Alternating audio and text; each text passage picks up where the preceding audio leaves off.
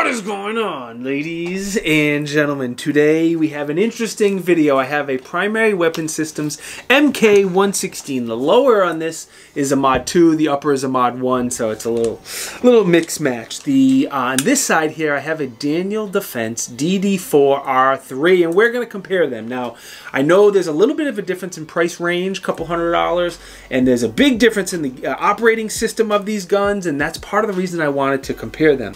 But there's also a lot of similarities. They're still in the rough, similar price range, and they both have fully ambi lowers that are nicely done.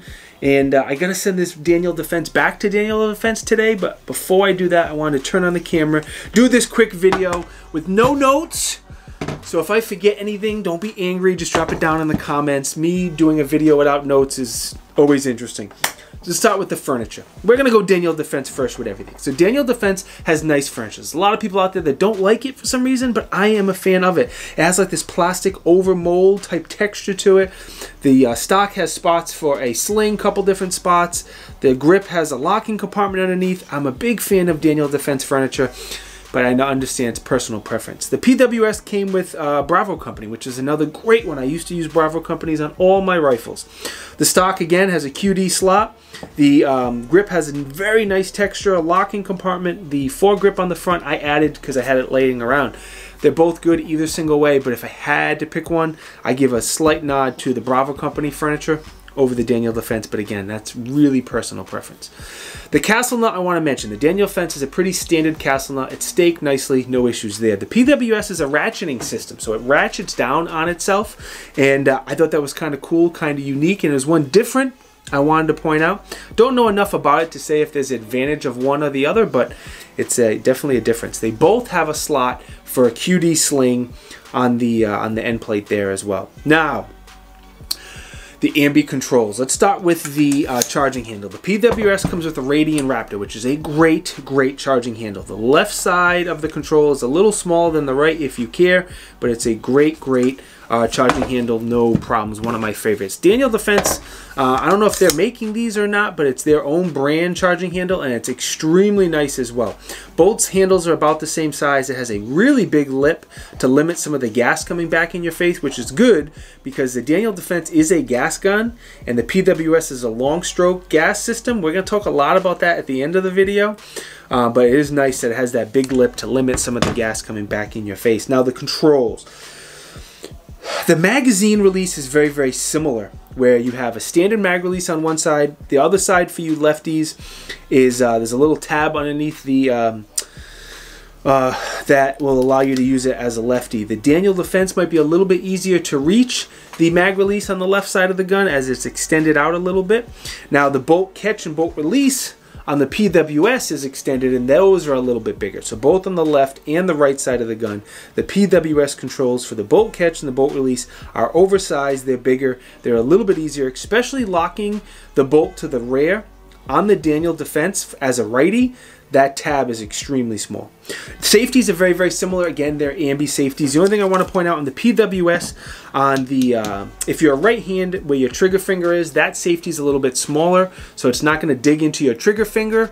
Where the Daniel Defense is a full-size safety on both sides, and if you're like me, when those safeties dig into your trigger finger, it's an annoyance. It doesn't affect my shooting or anything else, but it is a slight annoyance. So the uppers are very similar. You have a shell deflector, you have a forward assist. Now the Daniel Defense is T-marked all the way up if you care. The handguard and the upper is T-marked on the Daniel Defense. One weird thing, the Daniel Defense has a plastic dust cover. I don't know why this weirds me out so much. It's not a big deal. Like the magazine's plastic. There's plenty of plastic on the gun.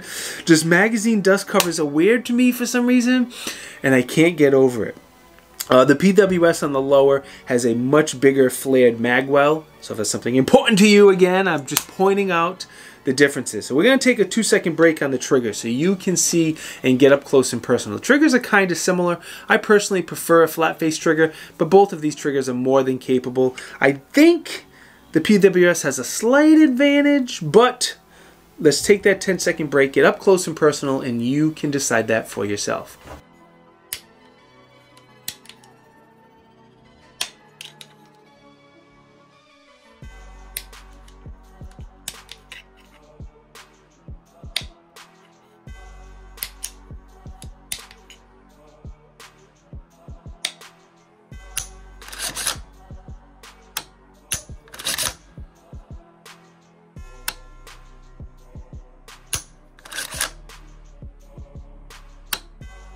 What do you think of the triggers? Am I off by saying the PWS is slightly better? Neither one is my favorite trigger, but more than capable of getting the job done. All right. The handguards, there's a lot going on with these handguards here. So I'm going to start with the PWS. The handguard is very, very good. It's a 15-inch handguard and roughly a 16-inch barrel. Very aesthetically pleasing. Of course, you have M-lock slots all the way around. The lockup is very, very solid. You have 2 bolts on each side. You have another 2 bolts coming from the bottom. Anti-rotation tabs. I would have no problem using this as my night vision gun with a laser aiming device or a maul or something on here. And very, very good handguard lockup system.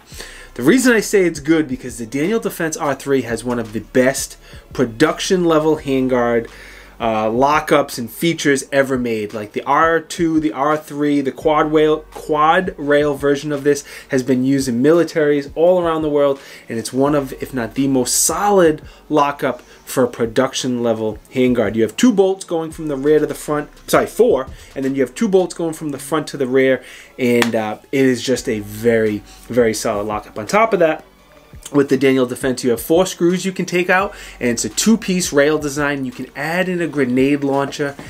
Everybody needs a grenade launcher. Tiberious needs a grenade launcher. I definitely want a grenade launcher. The color on the Daniel Defense is like this poo-poo chocolate color, but I think it looks good, black and brown together. It's a little shorter, so aesthetically, I think the longer handguard is a little more aesthetically pleasing, but they're both really good systems. When I will give the nod for the lockup, it's tough to beat the R3 system, so you got to give Daniel Defense credit for that. Now, barrels. Daniel Defense makes a great barrel. It's roughly a 16-inch barrel. It's a cold hammer forged barrel. It has a chrome finish on the inside, and as far as longevity, I think the Daniel Defense barrel is going to last a little longer. With that said, the PWS barrel, there's nothing wrong with it. 99.99% of shooters will be fine with it. You're not going to shoot it out. You're not going to be a better shooter than it. It's a button rifle barrel. 4150 material. It has a nitrite finish. Again, it's going to be more than accurate. It's going to last thousands and thousands, if not tens of thousands of rounds, depending how you are shooting it, how quickly, the type of ammo, all that good stuff. It's more than capable. But yes, the Daniel Defense cold hammer forged barrel with chrome line is definitely going to last longer. One thing I want to talk about, the gas blocks. The Daniel Defense gas block is very nice. It's pinned. I don't think it's going anywhere. The PWS does have a very nice adjustable gas block. There's actually a cutout in the handguard, so you can quickly adjust the gas system. It has one setting that turns the gas off, one for lower pressure rounds, another one for standard M193 type rounds, and then it has a suppressor setting as well. So the gas block system, it's also threaded on there as well, so it's not going anywhere. And yeah, what a great adjustable gas block on the PWS. Let's talk about the muzzle devices quickly. The Daniel Defense has kind of like a bird cage on steroids, so it's going to be a little better as a flash hider. The PWS flash device reminds me of kind of like what's on the SCAR, so it's probably not going to be as good for flash hiding. It will be decent, but it's definitely going to eat up more of the felt recoil, so when you shoot these guns, the PWS is a little bit easier on the felt recoil. Alright, I'm going to take these 2 guns apart. Give me 2 seconds, I'll be right back, because we have a lot to talk about the internals here. Alright, I wanted to get a little more space and get the guns off the table so we can talk about what you have going on here. The Daniel Defense is a standard direct impingement gun, so it siphons some of that gas off through the gas block back into the gas tube, and that's what runs the BCG. It's a very nice BCG, from the materials to the chrome lining, great staking. You can't complain. Very little wear on it through the several hundred rounds.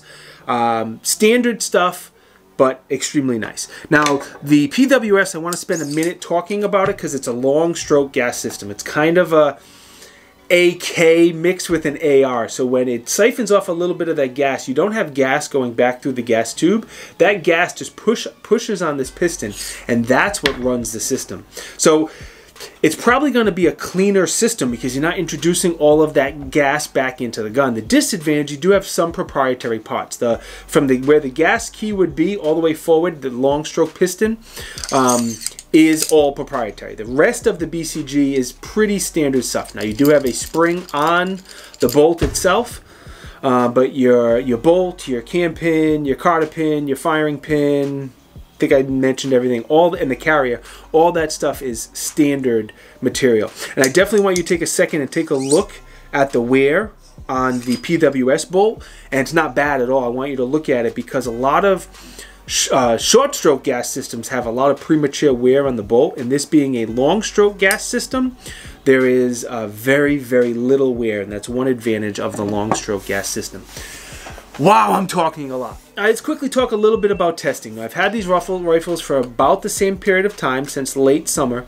I put about the same amount of rounds through them, and I did the similar type of drills. They're kitted out very similar with the Cloud Light and a 1:6 budget-friendly optic and a Neomag Sentry strap. So I think comparing apples to apples, very, very similar. And several times when I brought them to the range, I made sure, I knew I was doing this video, so I made sure I shot the exact same drills over and over and over with both guns.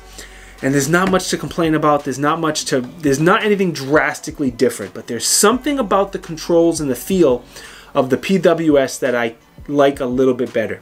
Now, I don't have any concrete like, oh my god, the recoil sensation's so much better, or the controls are so much better. I don't know what it is. I can't describe it, but something about the feel and the shooting and something about the PWS I prefer. I don't know if it's that foregrip. That's how I grew up, shooting with that foregrip on my AR. And I don't know. Either way, they're both really, really nice guns with some very different pros and cons. So let me try to sum this up a little bit for you. I'd be happy with either one. If either one was my go-to rifle, I would absolutely be fine. The Daniel Defense, the handguard's tough to beat, the barrel's tough to beat. It's a good-looking gun, and yeah, the PWS, that adjustable gas system, is good. I do think it's more aesthetically pleasing. I like the smaller safety and the bolt catch and bolt release a little bit more. The long stroke gas system is really cool, especially if you're going to shoot it suppressed. If you are going to shoot this gun a lot suppressed, I would consider the PWS with the long stroke gas system and the adjustable gas block. If this is going to be kind of your only rifle, or your main rifle, then the Daniel Defense might make a little more sense. It's a standard DI gun. The parts are all interchangeable. You can get them anywhere, where the PWS does have some proprietary parts. If you have other AR-15s, then who cares? Doesn't matter. Get whichever one works for you. Overall, they're both really nice guns. I don't know which one I would choose. Maybe the PWS a little bit over the Daniel Defense. Gun to my head, that's probably what I would choose. But again, I'd be happy with either one of them. They're both really nice guns. Now, if I owned a grenade launcher, then I would go with the Daniel Defense. But I don't own a grenade launcher. We got to fix that. All right, let me thank both PWS and Daniel Defense. They both sent out these rifles to the channels for free for me to check out. I do got to give them back, which is a bummer, bummer, bummer. But hey, I'm happy to get loaners and get to shoot really nice guns, so I appreciate their support. If you think I deserve it, do me the favor, please like the video, drop a comment, whatever you want, I don't care. Drop a comment, subscribe to the channel, that's the most important one. The subscriptions truly, truly help. I truly appreciate it. I'll see you guys next time. Peace!